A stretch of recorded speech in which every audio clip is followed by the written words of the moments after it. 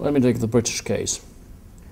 This Betia Bank, which was a huge Kazakhstani bank, international bank, where this 10 billion US dollar are missing, which is 10% of Kazakhstani GDP, by the way. Quite amazing figure, really. They've just finalized the negotiations with the foreign investors, and they will write off 60% of all of the bonds which were issued by the bank. The other 40% will be paid out over a certain long period of time, like 10 years.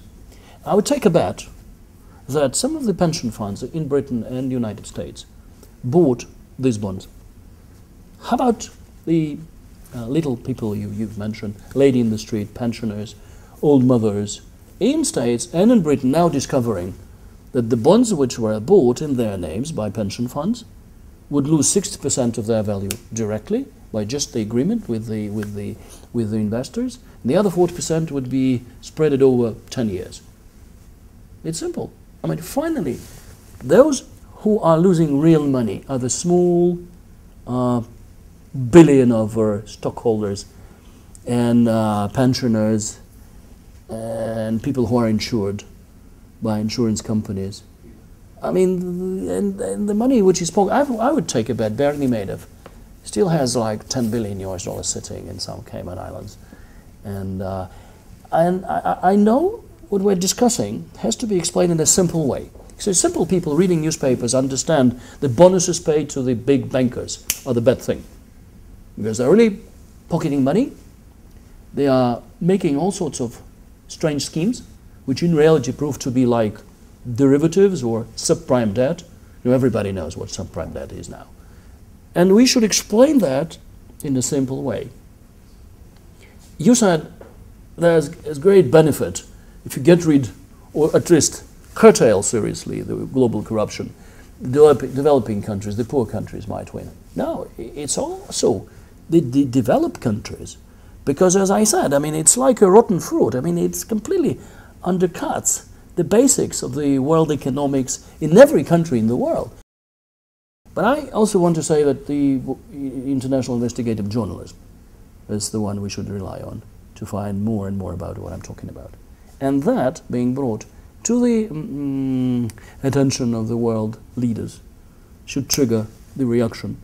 And then we might start to treat global corruption as apartheid.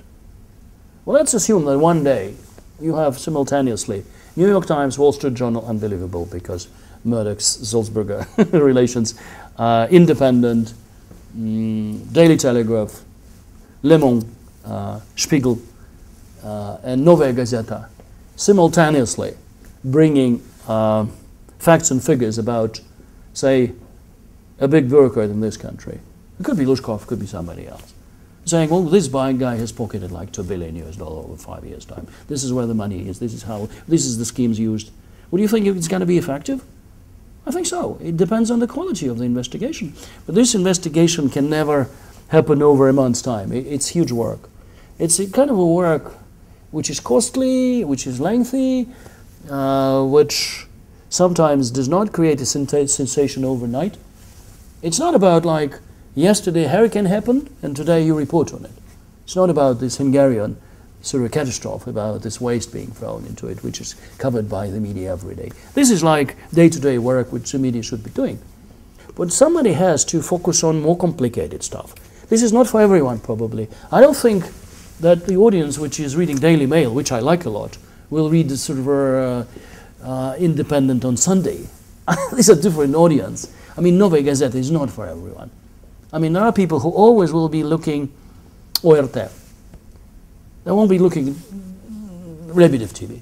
I mean, my dream is actually to take away all of the audience from ORT, just to close it.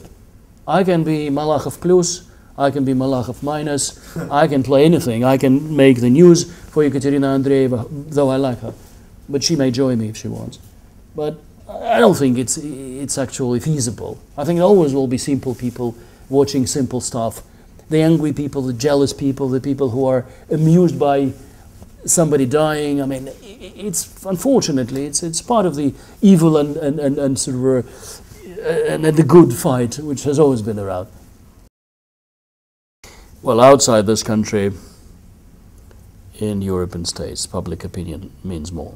But even here, even if you use the completely tamed, state-controlled TV channels to attack Lushkov, so it's definitely a big change of mood all around the country in relation to Lushkov-Baturina.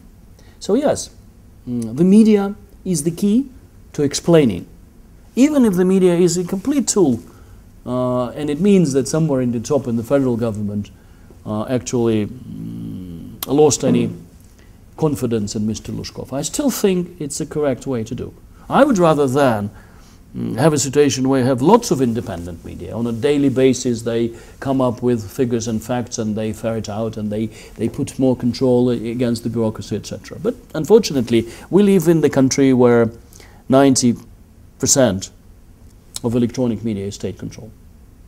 But the other interesting revelation is that Novaya Gazeta Echo Moskvy, New Times, maybe Rencha with a small audience, but still a very brave and a good way to portray the news. I mean, these are the respected media.